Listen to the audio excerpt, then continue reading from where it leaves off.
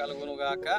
అనుదినము దేవుని వాక్యం ఎందుకు వస్తూ ఉండగా మీరు విని విశ్వాసం ఉంచి దేవునిలో బలపడుతున్నందుకు దేవునికి మహిమ కలుగునుగాక. కాబట్టి ఈ సమయంలో దేవుని వాక్యము 34వ కీర్తన 10వ వచనం, యెహోవాను ఆశ్రయించు వారికి ఏ మేలు కొదవై ఉండదో. దేవునికి స్తోత్రం. కాబట్టి 18వ కీర్తనలో నాకు బలము ధరింపజేయువాడు ఆయనే, నన్ను యథార్థ మార్గమును నడిపించువాడు ఆయనే. దేవునికి స్తోత్రం కలుగునుగాక. కాబట్టి ఈ సమయంలో దేవుడు మనల్ని ప్రేమించి ఈ దినం ఇచ్చాడు. దేవునికి మహిమ కలుగునట్లుగా జీవించాలి. కాబట్టి ప్రియులారా, ఈ దినం దేవుడిచ్చిన మార్గాన్ని బట్టి, దేవుడు చేసిన మేలును బట్టి దేవుణ్ణి స్తుతిద్దాం, దేవుని కనపరుద్దాం. అనుదినము దేవుణ్ణి జ్ఞాపకం చేసుకుంటూ జీవిస్తే దేవుడు మనల్ని తప్పకుండా ఇలాగా ఆశీర్వదిస్తాడు. ఏ మేలు కదవై ఉండదన్నాడు, నాకు బలం ధరింపజేయువాడు ఆయనే అన్నాడు.